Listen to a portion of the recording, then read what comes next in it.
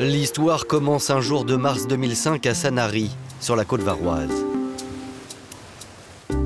Comme chaque semaine, Angélique Faure se rend chez ses parents. Béatrice, employée de maison, et Jean-Pierre, maçon, en invalidité.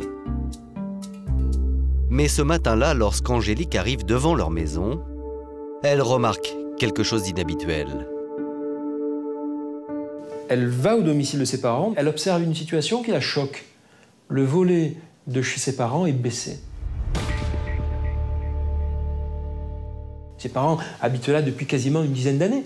Ils n'ont jamais baissé ce volet. Ce volet fermé a de quoi surprendre. En effet, Jean-Pierre, le père d'Angélique, est casanier et passe toutes ses journées dans le salon. Angélique est donc intriguée. C'est alors que sa mère sort de la maison. Et là, elle voit sa mère qui sort du domicile. Elle est pimpante.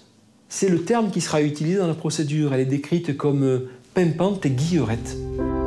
Sa mère, Béatrice Frustieri-Faure, a 44 ans. Et ce jour-là, face à sa fille qui lui demande où est passé son père, voici ce qu'elle explique. Sa maman lui dit que son père a volontairement disparu, qu'il réapparaîtra à un moment ou à un autre. Sa mère va d'abord lui expliquer qu'elle ne doit pas chercher à voir son père. Qu'il s'agit vraisemblablement d'une disparition, si ce n'est volontaire, pour le moins décidée de sa part. Béatrice ajoute que Jean-Pierre est parti à Marseille 3 jours plus tôt, le 15 mars. Elle précise qu'il aurait quitté le domicile sans sa voiture. L'explication paraît plausible car depuis plusieurs mois, le couple Faure se déchirait. Jean-Pierre et Béatrice en étaient même venus aux mains. À plusieurs reprises, on va évoquer des violences. On va évoquer une jalousie de Faure vis-à-vis de sa femme. D'ailleurs, quelques semaines auparavant, Béatrice s'était rendue à la gendarmerie pour se plaindre de l'agressivité de son mari. On apprendra qu'effectivement, Béatrice a déposé plainte pour des coups et blessures que son mari lui a infligés. Je viens vous informer suite à l'agressivité de mon époux à mon encontre. Il m'a dit « Fais les démarches pour le divorce ». À plusieurs reprises, on va sentir que le climat dans la maison de Jean-Pierre Faure, il n'est pas forcément serein, il est même parfois très lourd. Le couple était au bord du divorce et Jean-Pierre aurait décidé de prendre le large. C'est en tout cas la version que Béatrice donne à sa fille. Pourtant, dans ce scénario, un détail intrigue Angélique. Angélique sait parfaitement que son père n'est pas un homme à marcher, à quitter son véhicule. Il ne se déplace qu'en voiture, même pour aller acheter sa cigarette ou le pain. Et la voiture est garée devant. S'il était parti, effectivement, il aurait d'abord pris son véhicule. Angélique imagine alors que sa mère lui cache quelque chose. D'autant qu'elle sait depuis peu qu'elle a un amant, un certain Jean-Claude Doulieri.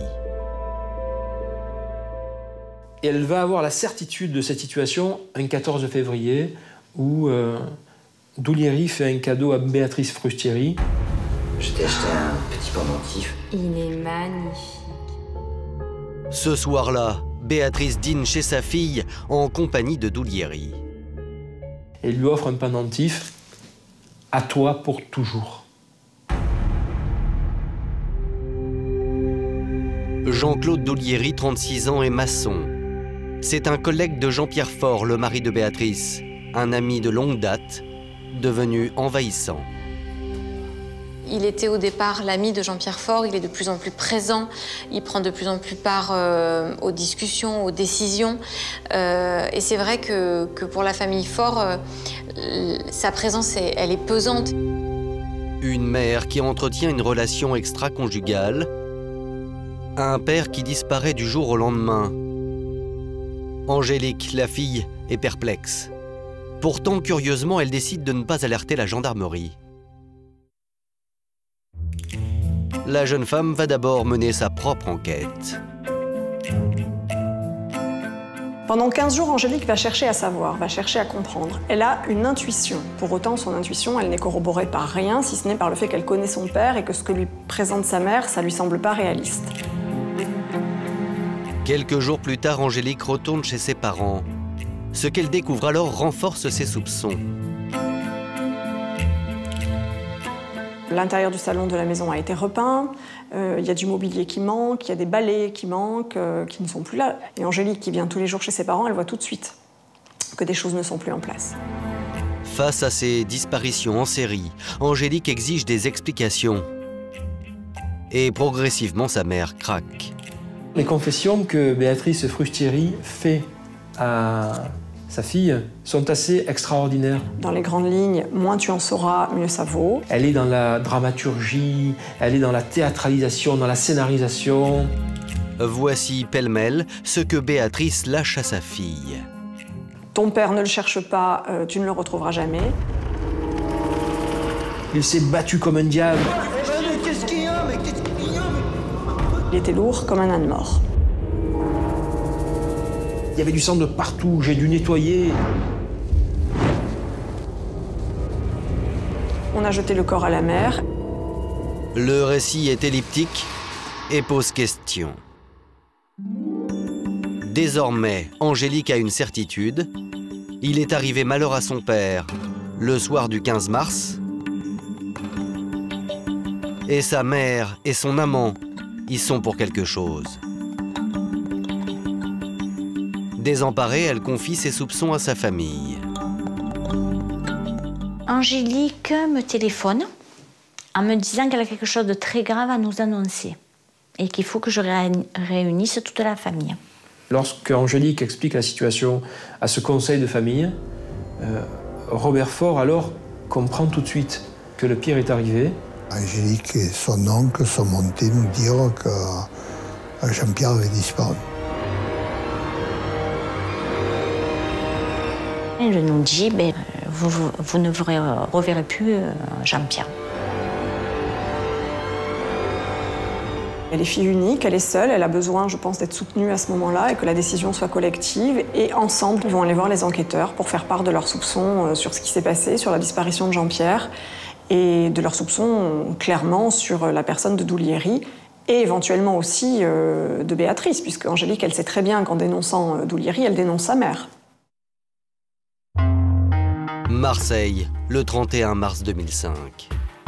2 semaines après la disparition de Jean-Pierre Faure, Angélique se rend à la gendarmerie. Devant les enquêteurs, elle détaille le contexte dans lequel son père a disparu.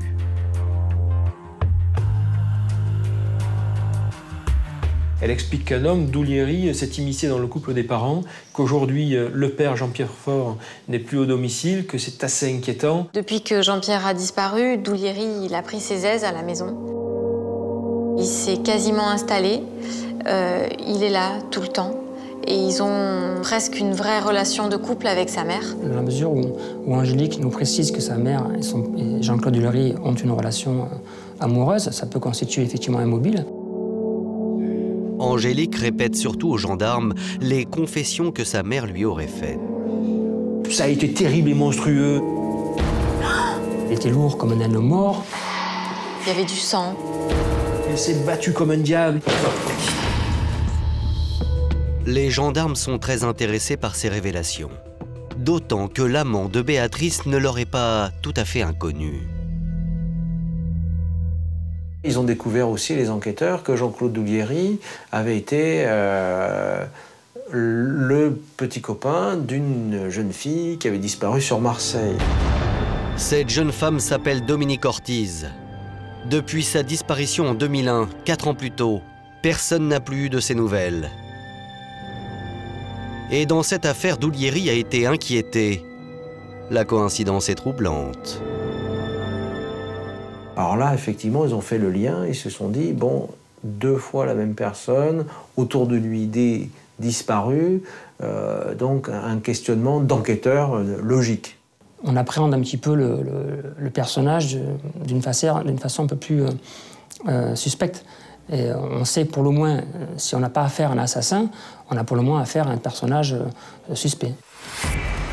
Pour les gendarmes, l'enquête commence, avec en ligne de mire 2 suspects, Béatrice Frustieri et bien sûr Jean-Claude Doulieri. Reste à trouver des preuves pour les confondre. À l'issue de la déposition d'Angélique le soir même, une voiture de gendarmerie banalisée se poste devant le domicile des Faure. Et les enquêteurs constatent que l'amant s'est installé chez Béatrice à peine 2 semaines après la disparition du mari. On verra effectivement, de manière très concrète, la présence de Jean-Claude Duléry, son véhicule stationné devant la propriété du couple. Les gendarmes scrutent les faits et gestes des 2 amants et placent leur portable sur écoute. On aura la confirmation également de la relation amoureuse de Duléry et de Béatrice Faure par les interceptions téléphoniques qui sont sans équivoque. Oui, normalement. Béatrice et Jean-Claude entretiennent une relation amoureuse, cela ne fait aucun doute. Je t'aime, mon amour. Mais au téléphone, ils ne font aucune allusion à la disparition de Jean-Pierre Faure. L'enquête piétine. Oui. Bah oui. Et c'est grâce à Angélique que les enquêteurs vont trouver un premier indice. Le 4 avril 2005, la fille Faure vient signaler à la gendarmerie un nouveau détail confié par sa mère. On va s'appuyer sur les révélations d'Angélique, notamment sur le fait qu'il, en parlant de Duléry, aurait fait exploser un véhicule. Les enquêteurs s'intéressent alors aux interventions des pompiers la nuit du 15 mars, la nuit pendant laquelle Jean-Pierre a disparu. C'est ainsi qu'on remontera la trace d'un véhicule découvert calciné sur la commune de Sanary-sur-Mer et qui va nous intéresser. Par chance, le véhicule calciné a été conservé et placé dans un garage. En l'examinant, les enquêteurs parviennent à identifier son propriétaire. Il contacte cet individu dit « Moi, j'ai vendu un véhicule. Ah bon, vous l'avez vendu à qui ?»« Je l'ai vendu à Jean-Pierre Faure. » Une vente conclue le jour de la disparition de Jean-Pierre Faure, le 15 mars 2005. Les gendarmes demandent alors à l'homme de décrire l'acquéreur de la voiture.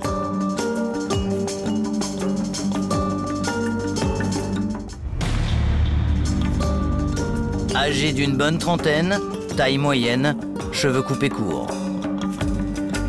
Et il apporte un dernier détail qui va faire basculer l'enquête.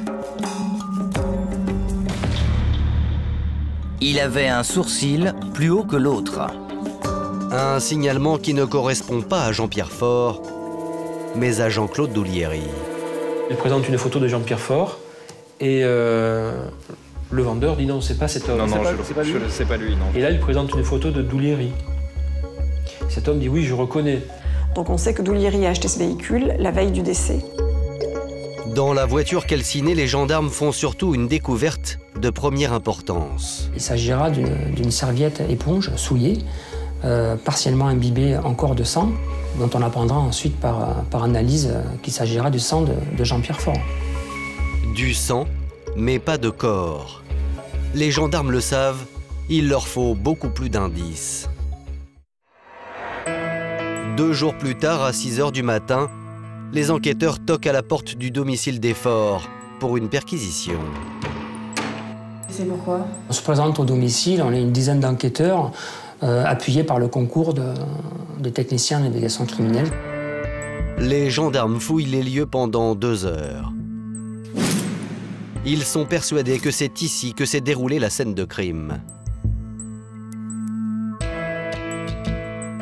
On s'aperçoit qu'effectivement, les vêtements de Jean-Pierre Faure sont là, son portefeuille est là, sa paire de lunettes est là. Voilà, tout ce qui corrobore avec, si vous voulez, l'absence de disparition volontaire. Dans la maison, des choses ont disparu, une chaise, un tapis également, et puis d'autres bibelots. Les effets de nettoyage, serpillère, balai, tout a été changé. En réalité, la maison a été nettoyée littéralement, passée au peigne fin, et toutes les traces apparentes ont disparu. Tout a été nettoyé et curieusement, les murs viennent d'être repeints. Mais les enquêteurs ne s'avouent pas vaincus. On fait procéder par nos techniciens à ce qu'on appelle des révélations Boostar. Ce produit que l'on vaporise permet de détecter des traces de sang invisibles à l'œil nu. Et l'opération porte ses fruits. On détermine dans l'appartement un nombre considérable de traces de sang. Il y en a devant le réfrigérateur, au pied du meuble télé et sur les murs. Pourtant, le couple d'amants ne semble pas inquiet. Aucun commentaire, aucune réaction. Ils laissent procéder aux investigations et ils émettent aucun commentaire. Les preuves rassemblées par les enquêteurs ne laissent guère de place au doute. Je t'aime, mon amour. Encore faut-il maintenant faire parler les suspects.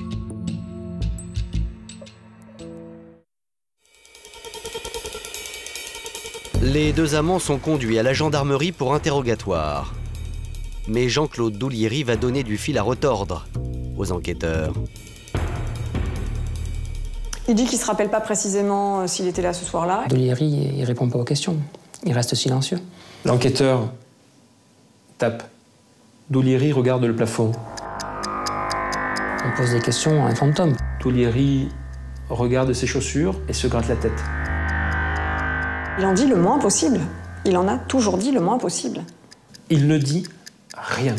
Il ne lâche rien.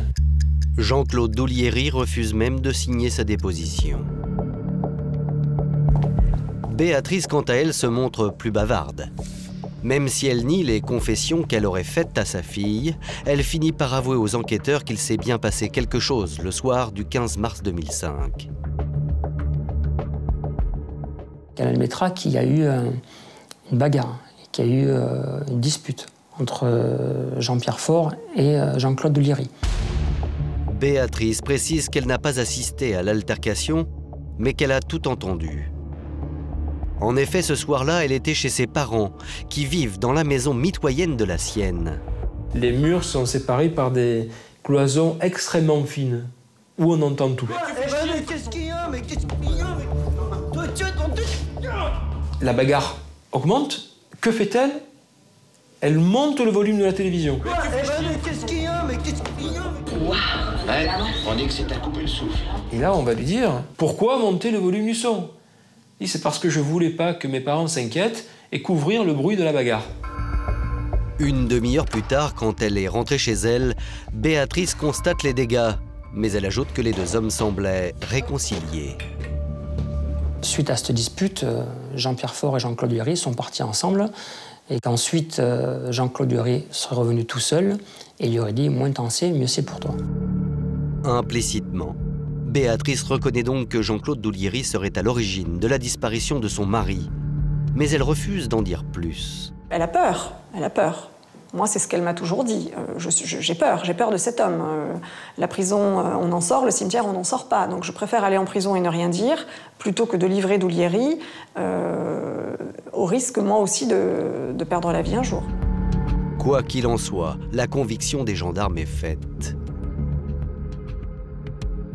On a l'intime conviction que Jean-Claude Douliéry a assassiné Jean-Pierre Faure, oui. Ça, concernant Jean-Claude Douliéry, on a la certitude qu'il a participé à l'homicide, enfin à l'assassinat de Jean-Pierre Faure. L'amant est donc mis en examen et écroué.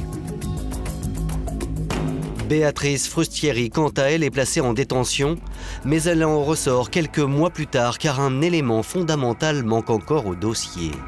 Il n'y a pas de corps, il ne faut pas oublier qu'il n'y a pas de corps. Personne n'imagine alors que c'est au procès que tout va se jouer.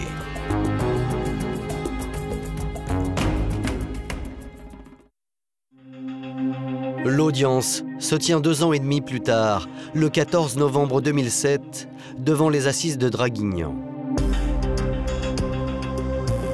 Vous avez donc Béatrice Frustieri qui arrive libre. Elle arrive à son procès et manifestement, elle est bien décidée à en être l'actrice principale et à jouer le premier rôle.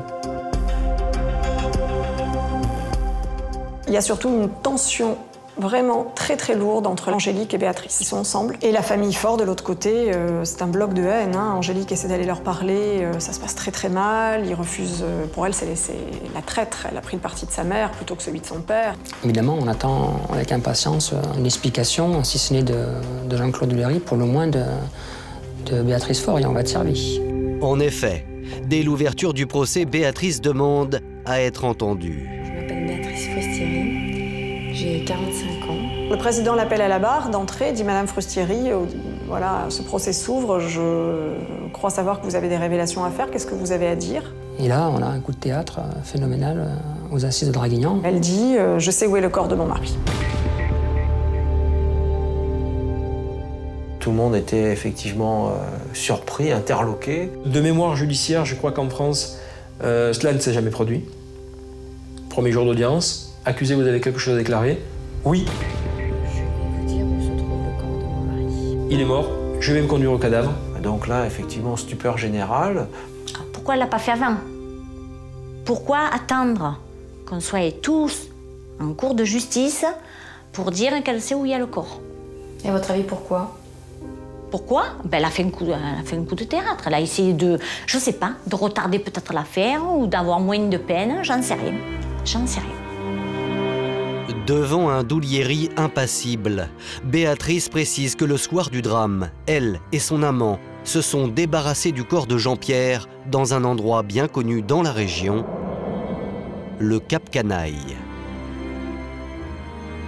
C'est un lieu très beau, très sauvage. C'est escarpé, quoi. C'est escarpé. Il y a peu de voitures qui circulent. Si vous voulez, c'est qu'il y a un plateau et de chaque côté une falaise, donc côté mer et côté terre. L'endroit est effectivement porteur déjà de beaucoup de mystères. On appelle cet endroit le triangle des Bermudes, le lieu où on fait disparaître les gêneurs. Il faut y aller pour un but précis, quoi, déterminé, soit pour la beauté du site ou du paysage, soit effectivement pour se débarrasser d'un corps, quoi. On n'y va pas pour rien. Et avant de quitter la barre, Béatrice fait une dernière révélation tout aussi fracassante. Elle dit qu'il n'y a pas que le corps de son mari qui se trouve au pied de cette falaise. Donc, mystère, évidemment. Le procès est suspendu. La cour veut d'abord vérifier ses révélations. Dès le lendemain, Béatrice va tenter d'indiquer le lieu où Jean-Pierre Faure a été jeté. Arrivée dans ce massif du Cap Canaille, on est en convoi. Elle guide la colonne de 40 ou 50 véhicules qui suit derrière. Le problème, c'est qu'on ne sait pas trop où on va. Béatrice explique que ça s'était passé en pleine nuit, donc elle n'a pas trop le souvenir des détails des lieux. La météo n'est pas favorable, il fait beaucoup de vent. Les recherches, elles ne sont pas faciles. Ça va durer toute une journée, où chacun va patauger dans la boue et être confronté au froid. Donc ils vont sur plusieurs endroits à la recherche, donc à chaque fois c'est « ah non, c'est pas là, non, c'est pas là ». Le président de la cour d'assises va mettre un terme à ces recherches en disant « on ne trouvera pas, c'est pas possible, c'est trop vaste » et puis elle est pas, Béatrice Faure n'est pas en mesure de fournir plus de précisions. Pourtant, alors que tout le monde s'apprête à quitter les lieux, l'espoir renaît. Il y a un homme qui est un secouriste qui travaille sur les lieux, qui demande la permission de s'adresser directement à Béatrice Frustieri, au président, et qui lui dit « Écoutez, je connais très bien les lieux, j'y fais des secours réguliers, laissez-moi 5 minutes avec elle. Si elle m'explique ce dont elle se souvient, je saurai vous y conduire. » Et Béatrice va dire « Je me souviens notamment que sur notre gauche, il y avait comme un immeuble ou une tour ou quelque chose de haut en métal avec une lumière qui clignotait. » Et là, l'enquêteur dit « Je sais où c'est. C'est le relais de la Saoupe. Je vous y conduis. » Le relais de la Saoupe est une antenne relais. Béatrice parle aussi d'une cabane de surveillance, une vigie. 2 éléments qui font tilt chez les enquêteurs. Elle nous accompagne et à mi-parcours, lorsqu'on a vraiment vu sur la vigie, là, elle a le souffle coupé, elle se met à genoux et elle nous dit « c'est là ». Les gendarmes déploient alors les grands moyens. Il y a un hélicoptère qui survole, il y a les enquêteurs qui font des recherches dans la mesure de leurs possibilités. Et il y a ces militaires qui vont, eux, faire effectuer des descentes en rappel pour accéder à l'endroit précis. Après des heures de recherche, au pied de la falaise, au beau milieu de la végétation, les enquêteurs font leur première trouvaille. On va découvrir dans un premier temps un bas de survêtement qui correspond en tout point à la tenue vestimentaire de Jean-Pierre Faure. Puis les découvertes s'enchaînent, de plus en plus macabres. On a des ossements qui semblent qui pourraient être ceux de Jean-Pierre Faure. Des morceaux de mandibule, un tibia, un crâne. Et ce n'est pas tout. Ensuite, on va découvrir des vêtements autres, et notamment des vêtements féminins, et des bijoux.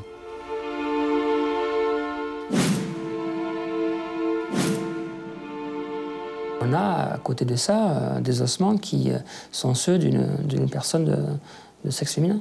Et on est sous le choc aussi de la découverte du second corps. Béatrice avait donc dit vrai. Il y a bien un deuxième corps. Et chose incroyable, il ne va falloir que quelques minutes aux enquêteurs pour l'identifier. Lors de ces recherches, on va découvrir des bijoux, boucles d'oreilles, bracelets, montres, et une bague. Cette bague, lorsqu'elle remonte, je vois cette bague et je dis c'est celle de Dominique Ortiz. Dominique Ortiz, justement l'ancienne petite amie de Jean-Claude Doulieri, portée disparue depuis 2001. Cette bague, elle figure sur de nombreux documents, notamment son avis de recherche, où on voit bien cette bague à la main de Dominique Ortiz. Cette découverte est capitale pour les gendarmes. Et en particulier pour l'adjudant Cruz, qui depuis le début enquête sur la disparition de Dominique Ortiz. Il a toujours soupçonné Doulieri sans jamais parvenir à le confondre. Pour lui, c'est donc l'épilogue d'une traque commencée 6 ans plus tôt.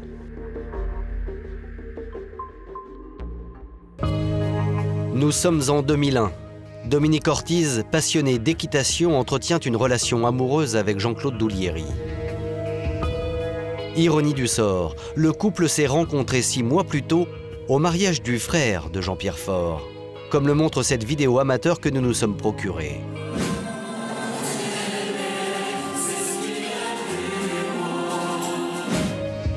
A priori, Dominique et Jean-Claude filent le parfait amour. Dominique Ortiz, c'est la copine de Jean-Claude Doulieri, et c'est une copine sérieuse, puisqu'elle est enceinte de lui. C'est pourtant dans ce contexte que la jeune femme va disparaître subitement. Le 24 mars, elle a préparé un sac avec 4 vêtements, 14 affaires, pour aller passer le week-end avec son copain. Dès le lendemain, elle devait revenir au moment du repas. Bon, quand on ne l'a pas vue arriver sur le coup de midi, on s'est inquiété parce que c'est pas du tout Domi. Manuel Ortiz se tourne aussitôt vers Jean-Claude Doulieri. La version que donnera Doulieri à la famille de Dominique et aux enquêteurs, c'est qu'ils ont passé la nuit ensemble à l'hôtel. Le lendemain, il a laissé au niveau du métro La Rose, à Marseille, de manière à ce qu'elle rejoigne la famille Ortiz pour le repas et que lui, de son côté, est parti chez sa mère pour l'anniversaire de son petit frère. A priori, Jean-Claude a donc un alibi. Les jours passent. Dominique Ortiz reste introuvable. Son père remue ciel et terre, il crée une association d'enfants disparus et promet même une forte récompense. De leur côté, les gendarmes s'intéressent de plus près à Doulieri et ils s'aperçoivent qu'il a menti dans ses déclarations. D'abord, concernant la nuit qu'il aurait passée avec Dominique à l'hôtel, la veille de sa disparition. La réceptionniste se rappelle très bien de l'arrivée de Dominique Ortiz, mais pas avec Jean-Claude Doulieri, il était seul. Elle était inquiète, elle descendait souvent à la réception pour savoir si celui qui devait la rejoindre était arrivé. Il arrive à 1h du matin, seul, et il en repart toujours seul, mais à 3h du matin. Donc lorsque Doulieri explique qu'il a passé toute la nuit avec elle, c'est complètement faux. Quelques jours plus tard, Dominique Ortiz se serait présenté chez Jean-Claude Doulieri à Marseille, ce qu'il n'avait jamais mentionné. C'est en tout cas ce que laisse penser un témoignage recueilli par les gendarmes. Une voisine de Jean-Claude Doulieri va déclarer qu'une femme a voulu entrer dans cette habitation. Elle a sonné donc à cette voisine, voyant que c'était une femme qui voulait voir Monsieur Doulieri, a fini par lui ouvrir la porte d'entrée du bâtiment. La dernière fois que la jeune femme a été vue, c'est donc le matin, chez Doulieri. Pour l'après-midi, l'homme dispose d'un alibi, l'anniversaire de son petit frère, chez sa mère. Les enquêteurs retrouvent même des photos de l'événement.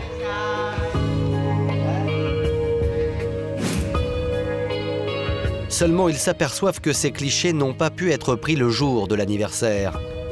C'est en fait une mise en scène. Ils en tiennent pour preuve les relevés téléphoniques de Jean-Claude Doulieri.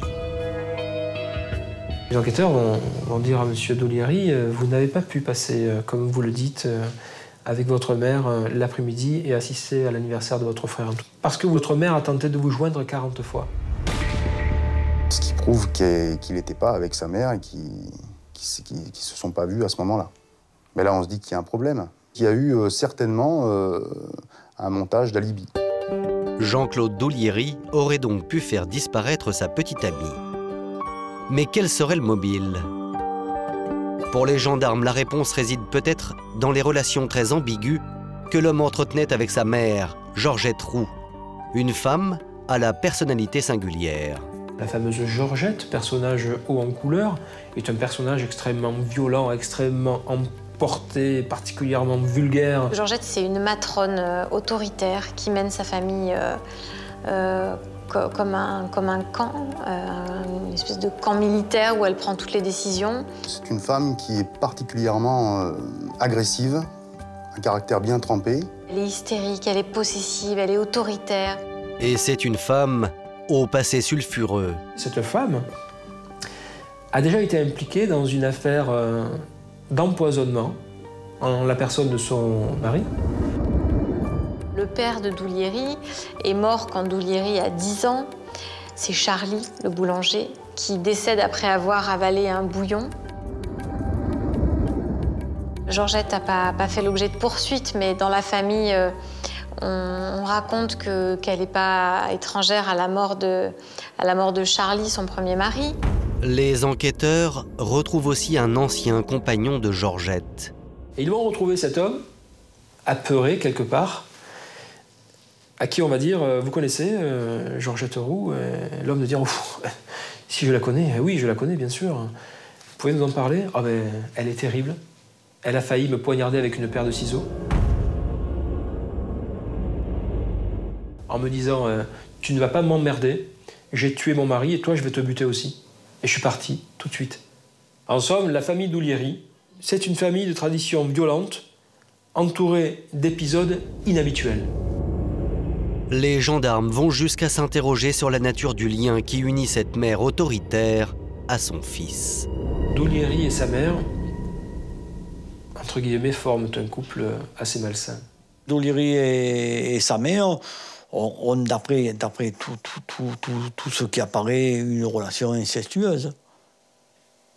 Doulieri, c'était l'homme de la maison. La maman de Jean-Claude Doulieri contrôle, j'allais dire, sa relation amoureuse, plus ou moins, puisqu'elle est très présente et elle s'initie dans sa vie sentimentale. Elle n'a jamais entretenu des bonnes relations avec les compagnes de son fils, Jean-Claude Doulieri. Ça lui est insupporté que son fils ait une relation amoureuse avec une autre femme qu'elle-même, en fait. En fait, Georgette la possessive aurait très mal vécu l'arrivée de Dominique Ortiz dans la vie de son fils. Et plus encore, l'heureux événement qui s'annonçait car Dominique était enceinte de 3 mois. Elle ne supporte pas cette femme qui aime son fils. Elle lui dit qu'elle est en train de lui voler, qu'elle ne l'acceptera pas, que c'est une pute, une garce. Domi, elle avait rendez-vous pour acheter une nouvelle voiture parce que sa voiture, ça je ne le savais pas, soi-disant que la voiture était tombée en panne. En réalité, la voiture elle a été défoncée par la mer. Elle a tellement tapé sur la voiture que c'était une épave. Doulieri et Dominique Ortiz attendaient un enfant. La question qui se posait dans ce couple, c'est de savoir comment Georgette allait prendre la nouvelle. Ça ne pouvait pas bien se passer avec sa mère qui lui interdisait formellement de mettre qui que ce soit enceinte. L'adjudant Cruz imagine alors que Jean-Claude Doulieri a tué Dominique Ortiz pour mettre fin à une liaison que sa mère désapprouvait. Effectivement, il y a une intime conviction. La participation de Georgette Roux reste à établir, mais c'est Jean-Claude Doulieri sûr. Pour nous, c'est sûr. En février 2002, 11 mois après la disparition de Dominique Ortiz et 3 ans avant l'affaire Jean-Pierre Faure, Doulieri et sa mère Georgette sont mis en examen pour enlèvement et séquestration. Tous deux sont incarcérés. Mais 4 mois plus tard, coup de théâtre, faute d'aveu et faute de preuves, la justice ordonne leur remise en liberté. Les enquêteurs voient sortir de prison la mère et le fils, la mort dans l'âme, hein, parce qu'effectivement, ils pensaient les avoir accrochés, et l'intime conviction des enquêteurs ne suffit pas. En tant qu'enquêteur, c'est très, très frustrant. Oui, on peut dire que c'est un échec, dans le sens où on a effectivement des faisceaux de présomption, on a des contradictions dans leurs auditions, des mensonges, des alibis créés de toutes pièces, mais il nous manque l'essentiel, il nous manque surtout le corps. Il aura donc fallu attendre 5 ans, la disparition de Jean-Pierre Faure, les révélations de Béatrice Frustieri et les fouilles du Cap Canaille pour que les enquêteurs retrouvent le corps qui manquait.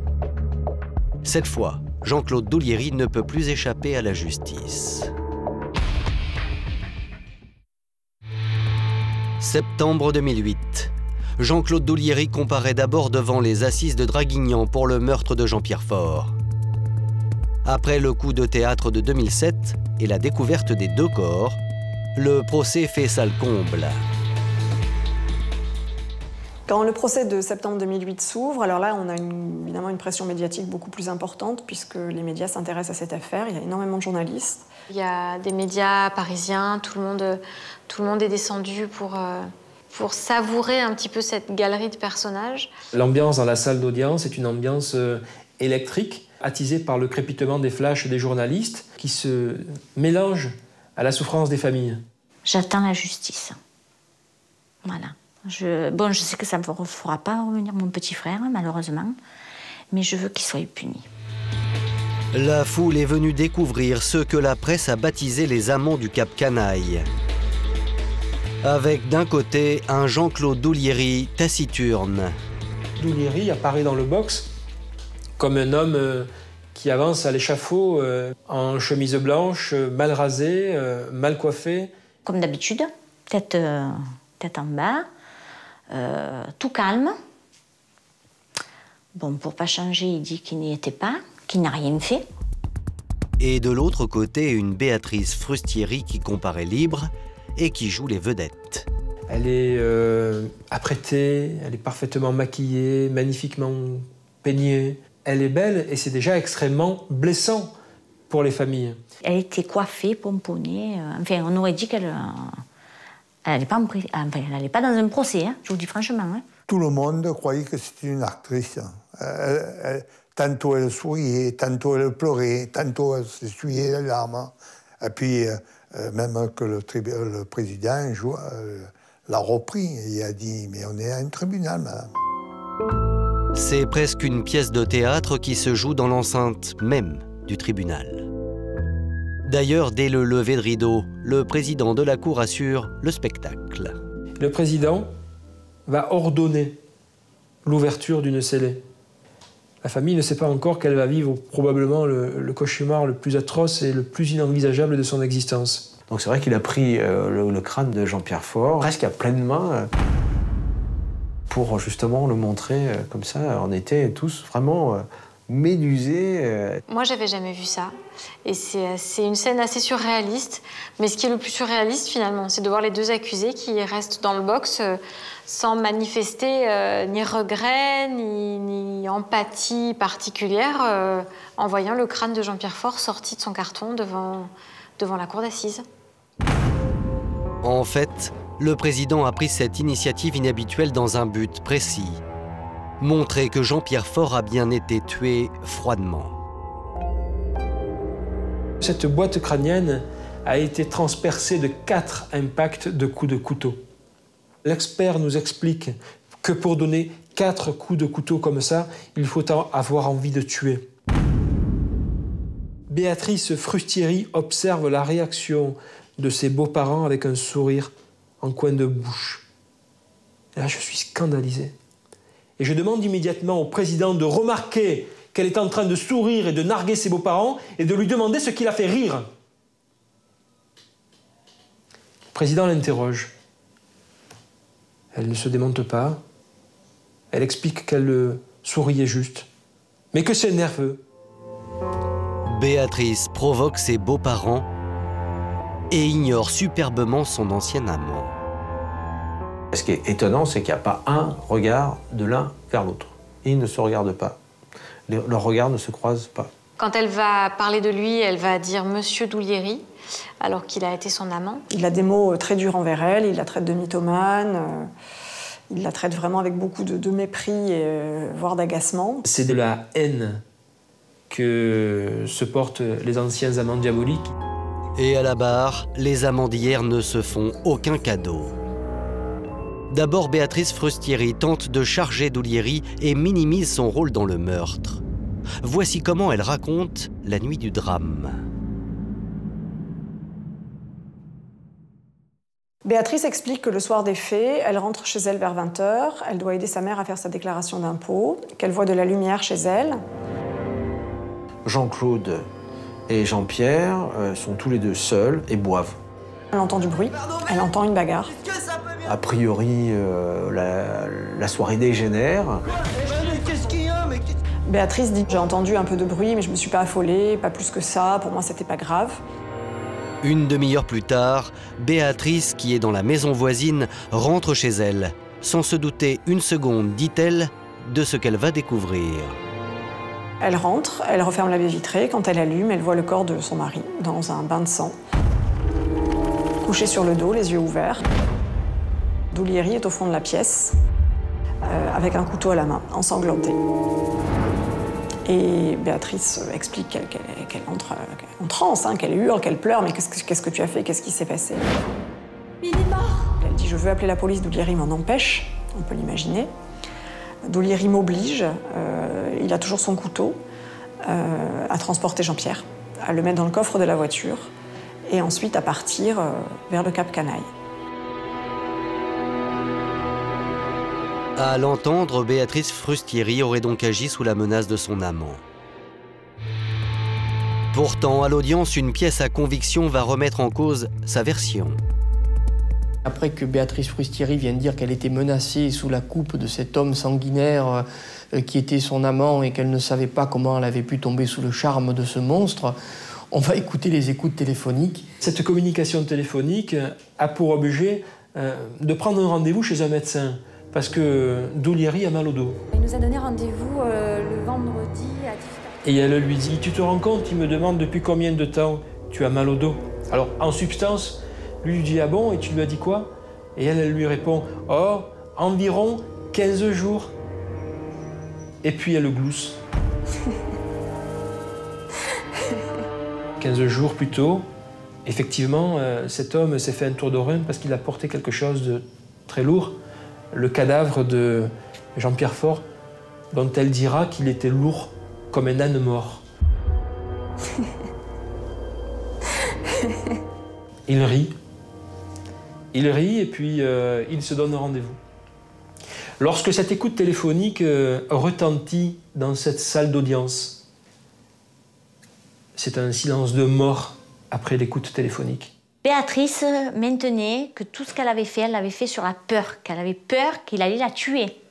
Mais avec ces écoutes téléphoniques, je vous prie de croire que la peur, elle n'y était pas. On a vraiment l'impression d'un couple d'amoureux qui gazouille, et non pas d'une femme qui vit dans la peur comme elle le dit. On voyait très bien qu'il lui manquait, qu'elle voulait le voir, mais elle n'avait pas peur. Béatrice est en difficulté. Jean-Claude Doulieri tente alors à son tour de lui faire porter le chapeau. Dans le box, il crie son innocence tout en disant qu'un jour la vérité jaillira, que seule Béatrice Rustieri, qui a seule montré l'endroit où cela s'était passé, connaît la vérité. Parce qu'il faut savoir que si elle a désigné l'endroit où le corps a été projeté, il n'y a qu'elle qui dit que c'est Jean-Claude Doulieri qui l'y a jeté. À l'appui de cette thèse, la défense de Doulieri fait valoir que si quelqu'un avait intérêt à voir Jean-Pierre Faure disparaître, c'est bien Béatrice. L'avantage que Béatrice avait à voir disparaître son mari, c'est qu'elle était en instance de divorce et que son mari était devenu très violent avec elle. Et puis elle, une jolie femme, etc., avec un homme plutôt quelconque,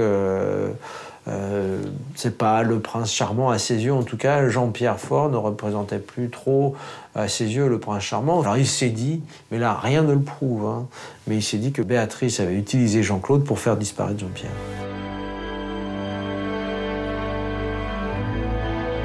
Le 18 septembre 2008, le verdict tombe. Béatrice Frustieri est condamnée pour complicité à 20 ans de prison. Jean-Claude Doulieri, quant à lui, écope de 30 ans pour meurtre, la peine maximale. Et l'homme n'en a pas encore fini avec la justice.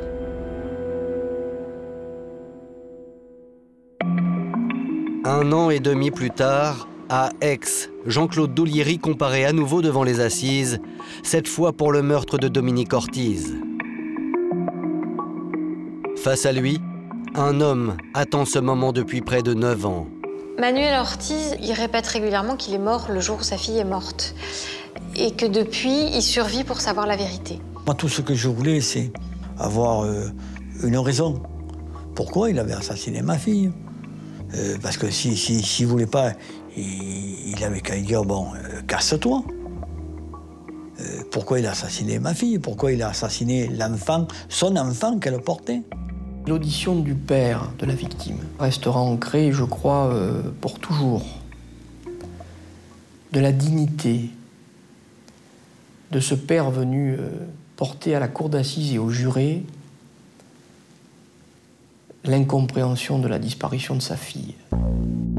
Le témoignage du père émeut l'auditoire, sauf l'accusé, qui reste impassible. Il dit rien. À part qu'il se demande ce qu'il fait là. Il est innocent, il n'a jamais rien fait, il n'a jamais tué personne. Je n'ai rien à voir là-dedans. Je ne peux pas expliquer ce qui me concerne pas. Sa position reste identique. Il était innocent dans le premier dossier, il est innocent dans le second. C'est un coup monté. Je ne suis pas concerné à ce qui se passe, à ces démarches. Finalement, Doulieri sera égal à lui-même jusqu'à la fin, au mépris de Dominique et devant son père, devant Manuel Ortiz.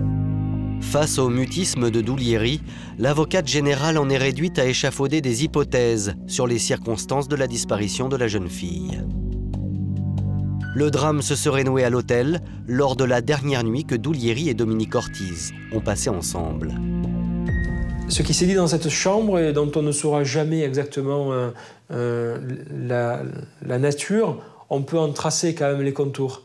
Dans le dossier, on voit qu'il dit à des témoins « je vais devoir faire un choix ». Il vient, il a fait son choix. Sa mère exerce une pression trop importante. Donc il lui demande de ne pas garder l'enfant.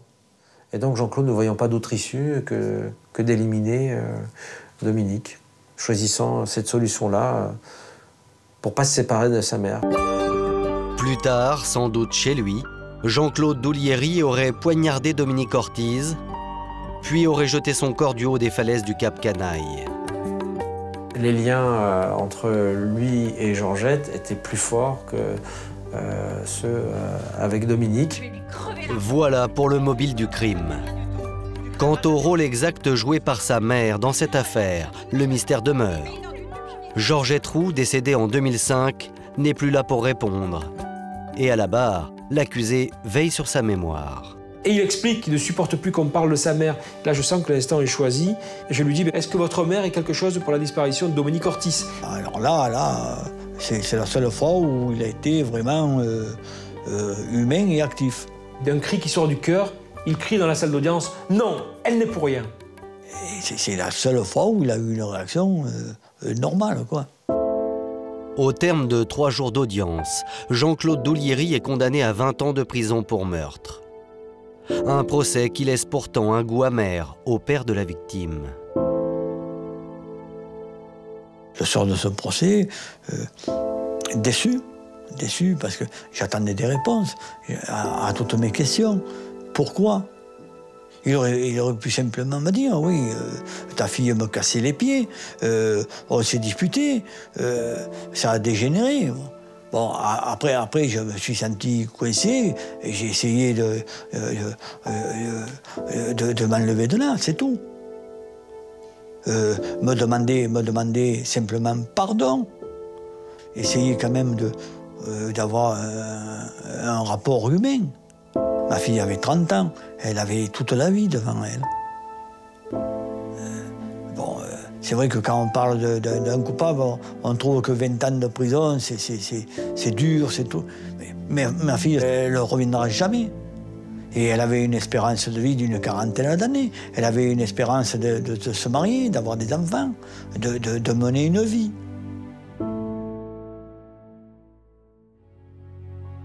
Aujourd'hui, Béatrice Frustieri et Jean-Claude Douliery ont épuisé tous les recours possibles. Elle purge sa peine de 20 ans de prison à la maison d'arrêt des Baumettes, à Marseille. Lui est incarcéré à Draguignan, dans le Var. Ses peines ont été confondues. Il devrait rester en détention au moins jusqu'en 2020. Dominique Ortiz a été inhumé l'an dernier à Marseille, 8 ans après sa disparition. Quant à la famille Faure, elle attend encore que la justice lui rende le corps de Jean-Pierre.